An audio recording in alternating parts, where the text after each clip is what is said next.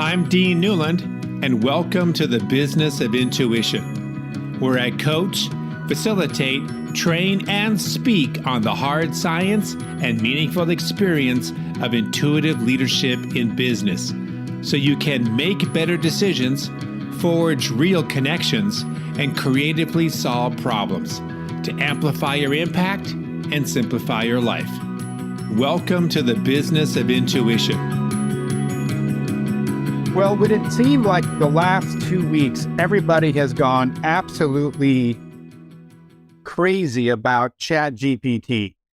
And so in this next conversation on the Business of Intuition, we got into that new technology and talked about what it means for the human species to have so much of our rudimentary writing being done by AI. And in fact, I took a portion of my interview with my next guest, which happens to be recorded and transcribed through a program called Fathom, and asked this program called ChatGPT to summarize it and to create an introduction. And this is what it said. In this conversation, Dean Newlund, CEO of Mission Facilitators International, brings up the idea that technologies like ChatGPT may be allowing us to think at a higher level and be more elevated in our thoughts. Orrin responded by agreeing that it's an interesting concept and that AI can be leveraged to elevate the more rudimentary and repetitive thinking tasks that we may have to do. They both expressed hope and optimism that this elevation can result in faster processes and breakthroughs with major global issues. Dean then asked Orrin a philosophical question about what he believes is the existential or the quintessential human experience. We chatted about a lot of stuff, but that was what ChatGPT summarized, which is not bad. I mean, it's about 80% there. Other things that we did talk about, which didn't cover in this particular automated introduction, had to do with imposter syndrome, had to do with our ability to be intentional about moving forward in our lives, having to do with the mix of technology and its role in our ability to go to a more higher level, almost spiritual elevation of our thinking and maybe even our species, because some of these lower level human tasks around thinking can be done by automation. And it was just a fascinating discussion. And so let me give you a little bit of background about this guy. His name is Orrin Klopper, and he believes that we are definitely an organization. His organization is focused on supporting the dreams of the doers, which is a fantastic tagline, by the way. He is a CEO of a tech company called Netsurit, a 35 million MSP firm. It grew to 300 plus people and has about 35 million in revenue through acquisitions and organic growth. Globally awarded a Dreams program as part of the Netsurit aspirational culture. This whole thing about a Dreams program he gets into, which I thought was fascinating. Not something that he's yet offering to the public, but that they have really indoctrinated into their culture. And I think that there's a lot of great tips and ideas about how culture can be created around dreams and around direction and vision. And he's got an interesting process that I think will be helpful for all of us to hear. My next guest, again, is Orrin Klopper on the Business of Intuition. Orrin, it is a delight having you on the Business of Intuition. I'm really excited about this conversation. And, you know, before we started hitting the record button, we were talking about really powerful sentence that you have associated with you and your company, which is supporting the dreams of the doers. I love that. It has so much power and so much movement in that. And I want to just sort of tee up this question with this. AI has become so ubiquitous in our life. You know, we've got ChatGPT, which has just gone by storm over the last 2 weeks. And we are having this conversation on January 16th of 2023. Feels like something very disruptive. So like the responsibility and the brain work of writers now may very well be supplanted by this AI technology. I'm reading a book right now called The Last Invention, which is all about this idea that AI is going to slowly begin to take over what it is to be human. I think that intuition is one of our last great frontiers of what it is to be human. That is going to be the hardest to replicate in AI. And so with all of this sort of background description that I provide you, tell us more about this idea around supporting the dreams of the doers when you are also a technology company, where technology might be doing things that no more do we need to do. So how do you bring in the doer side of human beings with the fact that you're a tech company? Bring some clarity to that. I think it's a very powerful sentence, and I want to get into this. Yeah, sure. Now, a lot of people in the technology industry, Dean, this is their passion. They love it. And even though they might be done with their workday, a lot of times the real technical team members and engineers, they're going to go home and play anyway. And they're going to go and play with machine learning. They're going to go and play with various AI type tools, etc. So we realized pretty early on that and just based on the nature of technology, and when there is a serious issue or downtime, you need all hands on deck. We realized pretty early on, going as far back as 2004, that if we were going to succeed as a business, we had to have a culture that embraced the idea of doing truly great work, but also that people were balanced and they could be active and engaged parents and partners and in whatever capacity they find themselves in life. So it's something that I call it aspirational, because the bottom line is there are times where things are very intense and you might have 2 or 3 weeks of not being balanced. But on the whole, the aspirations of our culture are that you can be balanced and do truly, truly great work. Because when you just look at the quality of thinking, when someone is actually in a place that they're truly engaged, it is significantly amplified. Tony Schwartz and Jim Liu wrote a great book called The Power of Full Engagement, where they love that book. Yeah, I love it. Early on, they were advocating that you could get as much productivity from someone out of an 8-hour day. And they were postulating it, but it's actually been proven now that if someone is balanced and healthy and finds meaning in their work, and they're able to be present in their personal lives as well, you're going to get a lot more productivity and innovation out of them. So that's really sort of some of the background and context.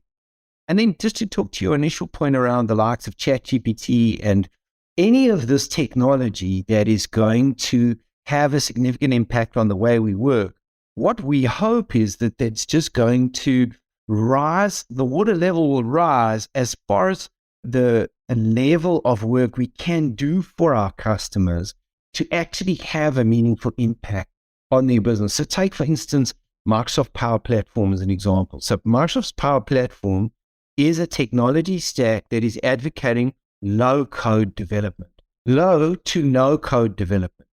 So what happens if we could leverage the likes of ChatGPT or other AI platforms to write that code, that low code? It just can accelerate the impact that we can have. And there are probably going to be times where we're going to need to reframe and rethink, and our competitive advantage is going to be impacted. But sure, we've lived in the tech space for a long time, and these changes come about all the time. Well, let's just there's so much on this, and it is the topic of the day. So let's get into it.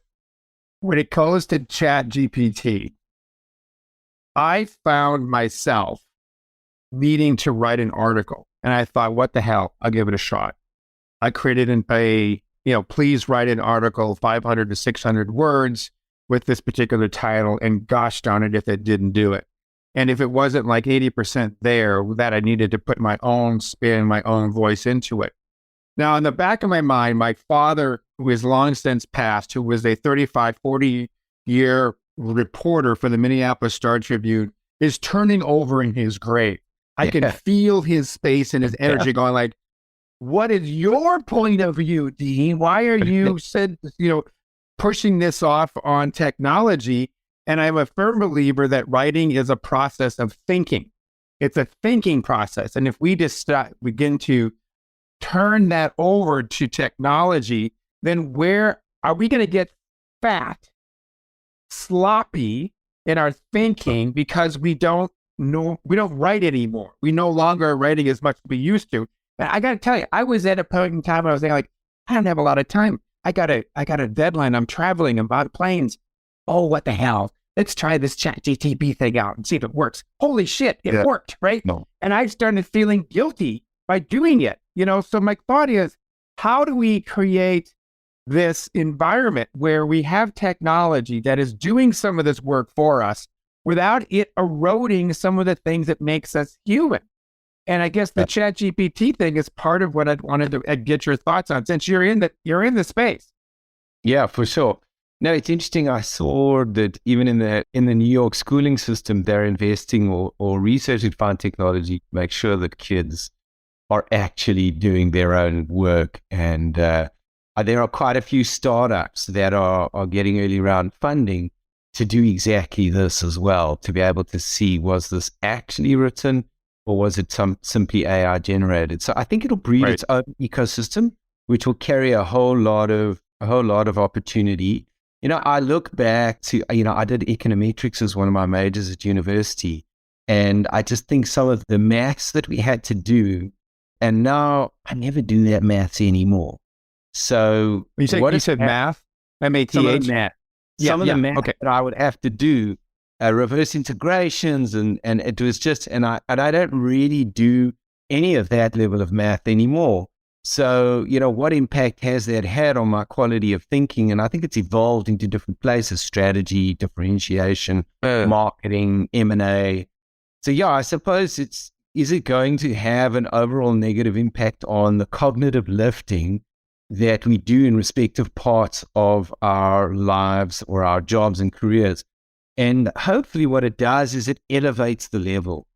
But I don't know. I think it's a really interesting question. Did you submit your article, and how was it received? Yeah, no, actually, and I did play around with it, and I do know that there's websites out there that will take your particular ChatGPT written article and give you some sort of an indication as to whether or not Google is going to indicate it as being man-made or machine-made, and then you realize you got to change it up to be able to, look like it was made by you. And I understand all that to the degree that I can at this point, but I love the thought that you just sort of spoke to around sort of up-leveling our thinking, that maybe ChatGPT and other types of technologies, which there have been many over the years, right?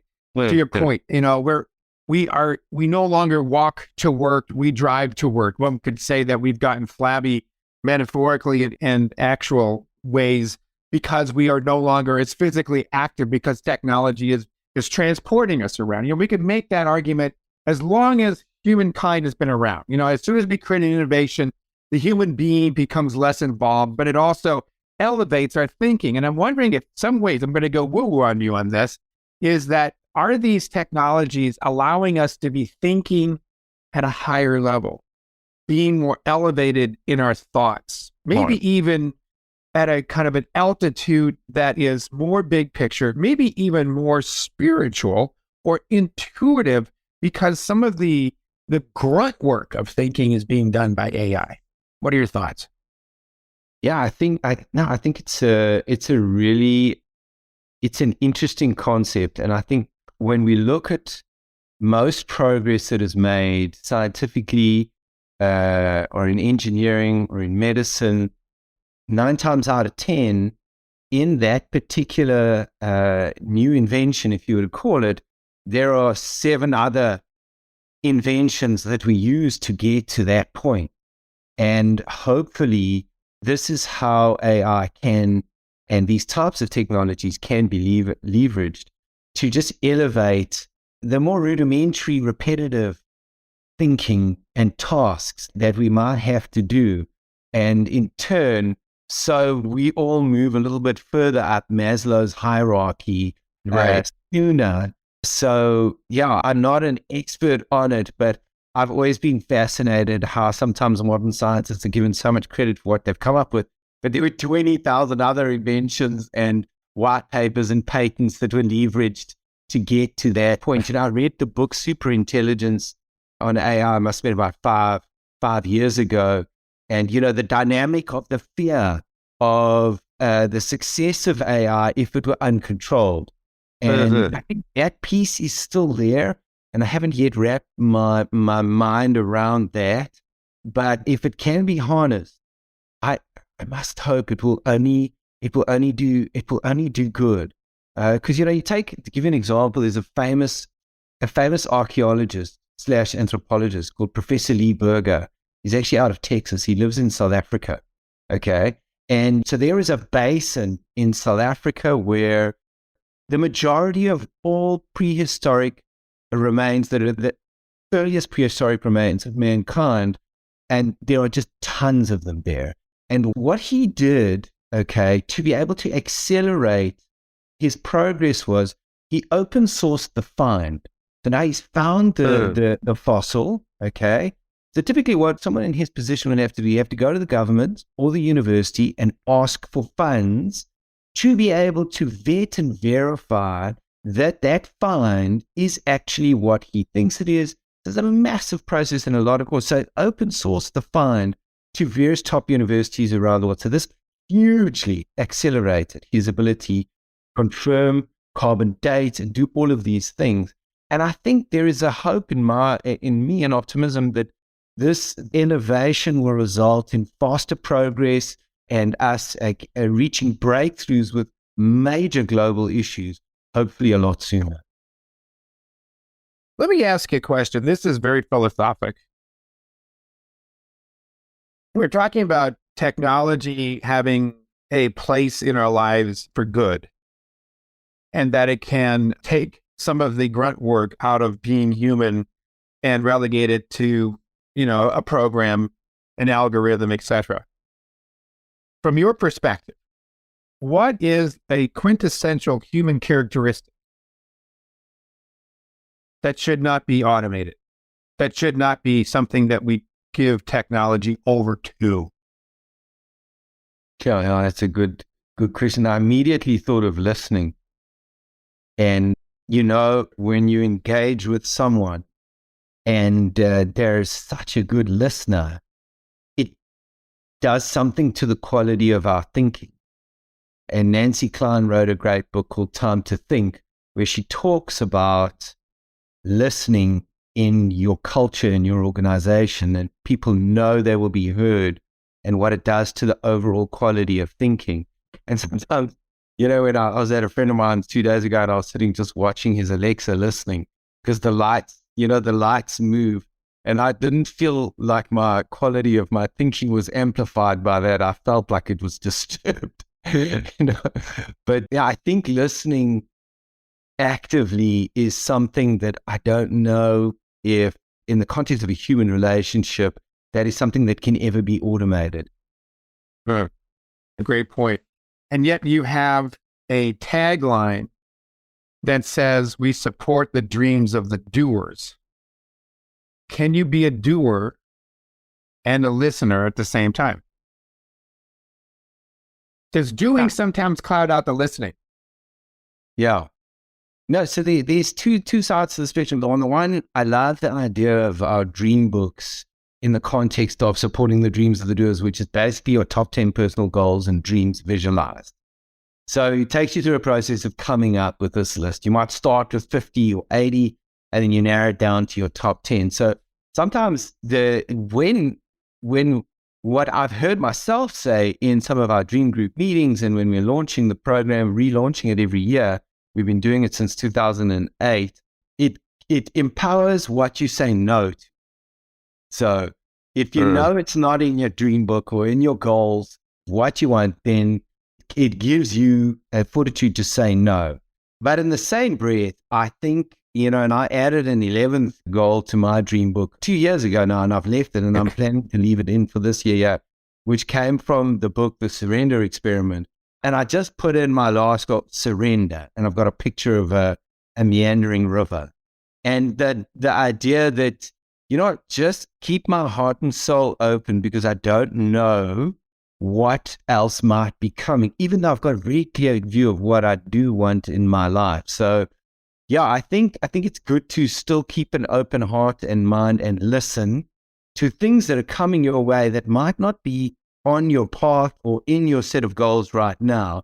But in the same breath, say no to the things that are not serving you and that are stealing time and not adding value. So, yeah, I think you can be a great listener and a doer. And I actually go as far as to say, I think personally, I have constantly wanted to be a better listener. And I think it is such a powerful glue and nurturing dynamic in any relationship if someone can just feel heard. Agree. I think that we all walk around with that as a kind of a unseen billboard that says, would somebody just listen? And because that becomes the point of connection, and there's nothing more powerful than feeling that this sentient being with this little shell called skin and bones and flesh actually has some sort of a connection to other skin and bones and flesh entities out there. And that when we start to feel this connection, we rise up to something that's a greater experience than ourselves. As somebody on a podcast episode a while back said, basically, our biggest fears are really not public speaking. It's really being alone. It's really being disconnected. It's being rejected. It's being forgotten. It's not being included. I mean, these are really core, primal, deep-seated, 0 to 7 years old kind of fears that we walk around with. But by listening to your point, we bridge that gap. And it doesn't mean that in my listening with you that I necessarily agree. It just means that I understand. Yes, and that form of understanding, I think we get confused with agreement. No, and you look, Dean, as entrepreneurs, we often want to fix things. And like I've heard this, so in some of my relationships, someone in my family has had an illness for a long time. It doesn't totally debilitate them, but it gets them down. And I'm always like, okay, but have we tried this? Why don't we do this? And like what I realized over time is to actually just want to know I'm hearing and that I'm actually showing empathy, and I don't actually need to try and fix it. So last year I had quite a lot of family loss, and and I'm an optimist through and through. So, and I'm trying to make sense of this loss, and I've been reading this book called The 5 Invitations, which is just such a powerful piece of work. And this gentleman basically saw thousands of people through the last hours and days and weeks of their lives. And it's fascinating to hear how many of these people, that concept, they just don't want to be alone, and they just want to feel that someone is hearing them talk and actually being there for them when they cannot fix anything. What's the name of that book again? The 5 Invitations. Yeah, I think I've heard that, but I want to call that out. That's very, very powerful. You're just... Frank Ostaseski is his name. There's my wife and I have a son, and he's going through some struggles, and I find that myself thinking like, all right, what else can I tell him? How else can I give him direction and guidance? What other resource can I do? My mind's always on that fix it mode, and I just caught myself, as you were saying, around just being there to listen and to connect and to be present is probably more important than anything else I can do. And when I'm there with him in that space, it doesn't necessarily mean things get better, but at least during that time with him, we have a moment, and the moments are what make life happen. That's a really good reminder. Thank you for that. Tony Schwartz, you mentioned that book, The Powerful Engagement, which was a book that was written a while back. And for those of you that haven't read it, it's a great, really interesting book, but he did a great study comparing the way in which we do performance in business versus the way in which we do performance in professional sports. And of course, they're very, very different.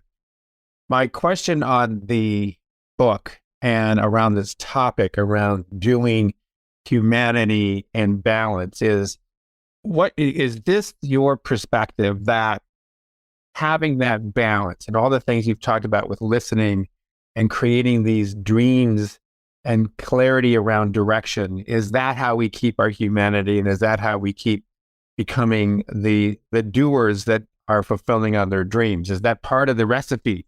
Is that balance from the doer to the person who's repairing, the action-oriented fixer, and the person who's also, resting and recharging their battery? I mean, say more about all that. Yeah, sure. I think there's a part in the way we've adopted the process, and I'm sure many people do sort of an annual planning in their lives and think about what worked in the last year and what do they want to change in the year ahead and what would they like to achieve. there's something in the iterative approach of that where each year, I've been doing it since 2004, and each year you reflect on, how did last year go and what do I want in the year ahead? And as we evolve and change, so what's in our goals change. Some typical things in someone's life, they go from being single to in a relationship. You could see it in their dream book in our business. You can see straight away. Then you can see when they've had a child. You can see it very, very clearly, And, so I think the iterative nature of it, as far as reflecting on what you achieved and then building that into the year ahead, I think is very powerful. But I think outside of the actual top 10 goals and dreams, which is what we call a dream book, just having this vision for your life. A lot of sort of books and people that are experts in the space talk about the idea of take a blank page and write down what do you want your life to look like in 10 years, 20 years, 30 years. And I think that in itself is a very powerful exercise. But there's something, Dean, that I find happens. So like you meet someone, or maybe it's in your workplace, you've kind of met this person, you had a coffee, you had a very deep conversation, you worked on some projects together. We can't help but form a view of someone, okay? And I think one of the most sacred things we can do in our lives is to connect with other humans in a deep and meaningful way. So what I found this process does within our culture, and I listened to one of your podcasts where the gentleman was talking about building culture in a totally remote workforce. We used to be totally in office. We're mostly remote now, although we do still have office space in all the cities that we operate. We do this thing called a dream connect. So where you meet with someone for 30 minutes, okay, and you share a little bit of your life and your goals and dreams. And it's crazy how you could have worked with someone for a year or two and you think you know them, and then in an authentic way, they share some of their life with you and what they really want in their lives. There's something in the human spirit that just makes us connect if it's done. And that connection, I find it surprises me every single time. And I just come out of it inspired, because also I think in the human spirit, we want to see people achieve the meaningful good things in their life. So it creates this rising of the water level the more it happens. So it's definitely, I feel, and maybe just to come back to your question, I think, the idea of this having a positive impact on one's life, there are many elements of it which I think really, really do. I love the exercise. You said it was called a Dream Connect? Yes, that's it. Okay, good. Where you sort of share some life history, but also what your dreams are moving forward. Yeah. Absolutely on board with that 100%. And I just wanted to ask a question for maybe somebody who's out there listening, that there are certain people at certain times in their life when they can do that, when they're apt to do that, In a way, what we're doing is we're speaking to the choir, those who are already on board with this idea around, I have the ability to dream and to have some hope that I can fulfill on that. There are times that I remember early on in my career, a long time ago, I would sometimes say, yes, I would go through an exercise similar to what you just said in a workshop. And part of me would be a little voice of doubt that says, yeah, but this is not going to happen. This is too big, my parents never even got halfway through. They never created half of what I'm talking about here. Yeah. So there was this imposter syndrome that started to seep in to my thinking. And of course, and then I felt guilty for having the imposter syndrome because I realized the imposter syndrome was going to be the very thing that was going to hold me back from those dreams, right? So then it became this sort of like, a sock in a dryer going around and around and around on this, right? And so how can we work with people, and maybe we can't, where they don't have that sense that they can do their dreams? Ergo, why would I even want to spend time thinking about them? Because it's just an exercise in feeling disappointed. Yeah, no, it's such a such an interesting topic, the imposter syndrome. So, I'm a member of YPO in the Manhattan chapter, and I'm a member of EO in New York. And some of the most inspirational leaders and entrepreneurs I know have some of the most intense imposter syndrome. Like I agree. To the extent my one friend, I'm like, I was like, we're not allowed to do this in these groups. And I just want to film something. I was like, dude, just stop it already. It's bullshit. But like, you can't, because it's real. I feel it too. And I think, yes, there's a piece to it, which I think it's in all of us in some way or another. And, having just seen some of the successful people that I've been able to connect with, and they still have it, I think it's such a natural part of being human. And so it's, and I think that the idea of, my dad passed in May last year, and I really had like 4 months where things were just dark, and I'm an optimist, and it was a dark period. And I saw this quote, and I don't remember it offhand, but it was something like, life is too short to not dream dreams that scare you. And actually, when last and this is kind of from a question for myself, when last did I feel butterflies in my stomach, where I'm like, wow, this is really nerve-wracking. That kind of makes me feel a little bit uncomfortable. And it's just, I suppose we get one crack at this, and why not do things that really are going to scare you and challenge you? Worst case, if you end up, you want to build $1 billion business, and then you end up building a $10 million business, who would have known what would have happened if you only made it $10 million? So I always think there's the dynamic in this thing that unfolds. Yeah, but so many of us have this imposter syndrome in some way or another, and we all, I even sometimes have looked at the goals that I've set in times of insecurity and be like, wow, that looks crazy. Right. By the way, I'm sorry for your loss. No, thank you. It's a hard one. That sticks with you for a while, and I'll say that. My father passed a while back, but I still think about him almost every other day. He's a huge force in my life. Like, his messages, his thoughts, his spirit still inhabit my brain.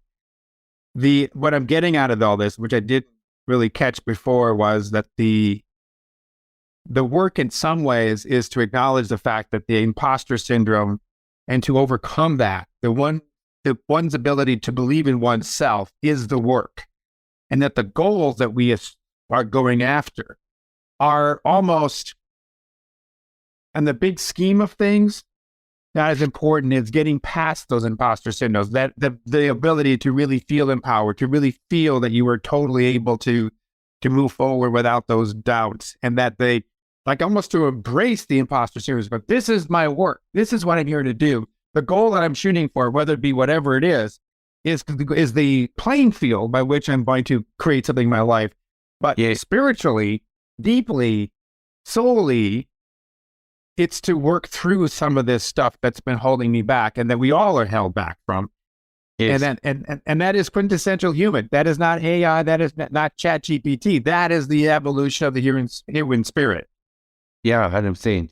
No, it makes me think a good friend of mine had a heart scare, and he went for his blood tests, and he's healthy, eats healthy, physically active.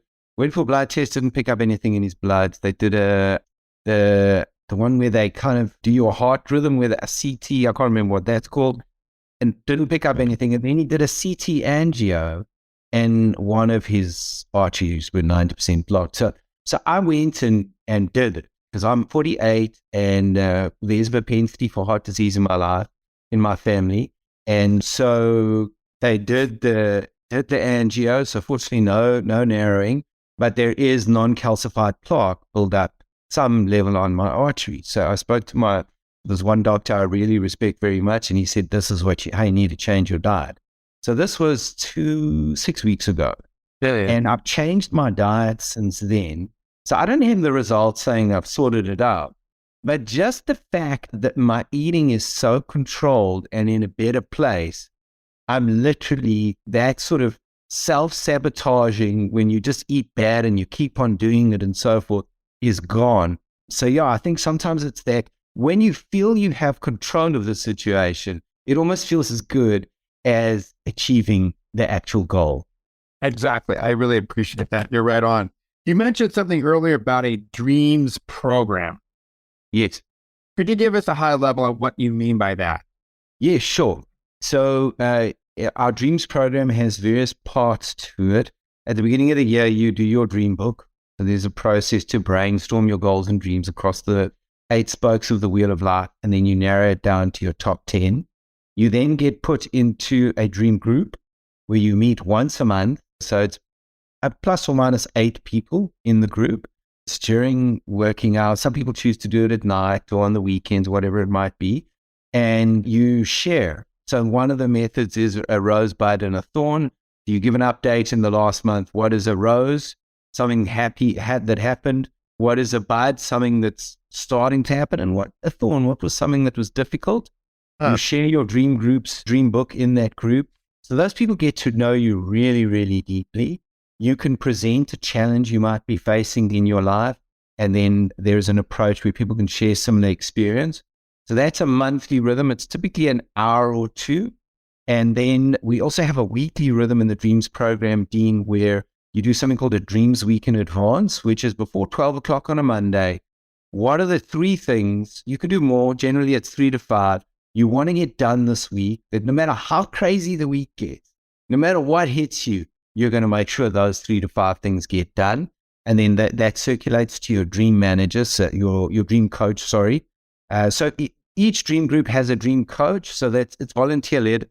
I've been a dream coach, and we get trained on how to coach and manage the group. And then we have a dream manager that manages the program. And that's really the rhythm. And then we track when dreams are achieved and we celebrate those. We also have some nominations where we nominate, and we have certain funds available. We can anonymously nominate the company to contribute something towards someone's dream. And we make it very clear, because it's supporting the dreams of the doers. We're not saying that sure it's going to make your dreams come true. You're going to make your dreams come true. We're just going to support you. So is this a program that you do within your own company, or have you opened this up to other organizations? We happily share with whoever is interested. We don't deliver this as a service or an offering to any companies, but we gladly share. And then there are organizations that do this, that will go in and train organizations, train their dream managers. So if you people that were listening wanted to get more insight, Matthew Kelly's book, The Dream Manager, is the book that talks about this in the most detail. And then the case study in that book is about a business called Jancoa, Jancoa. And you can find a lot of it on the web and on LinkedIn. And there's a wealth of companies that are doing this type of thing in their organizations. And you always find different nuances in how they're doing it. But if anybody wanted to reach out, gladly share whatever our experience has been and any templates or anything we have. Well, let me ask you one last question. And I really have had such a great discussion with you. I could talk to you for hours on this topic. What do you hope people will come away with after hearing you today? Yeah, I think the idea that workplace culture and your personal life are separate is a thing of the past. And any organization that is really trying to have a total separation there, I think you're missing a massive opportunity to change people's lives in a really positive way. Great message. That's a great way to end this. How can people connect to you, Orrin? So you can find me on LinkedIn. It's Orrin Klopper. And you can email me. It's orrin@netsurit.com. But I'm very responsive on LinkedIn. So if you do message me there, I can get hold of you. Well, Orrin, it's been a great conversation, and I wish you and your company and your your mission of supporting the dreamers, the dreams of the doers, I should say. It just continues on. I think you're onto something, and I really appreciate your time on this. Yeah, thank you, Dean. Thank you for the work you're doing. And yeah, I really enjoyed this conversation. I've done a few podcasts, but hey, this definitely went that I didn't think it was going to go where it did, and I absolutely loved it. Thank you. Excellent. Thank you for listening to The Business of Intuition. If you enjoyed the show, please subscribe, rate, and review on Apple Podcasts, Google, Spotify, or wherever you get your podcasts. If you'd like to learn more about Dean or Mission Facilitators Leadership, go to mfileadership.com. That's mfileadership.com.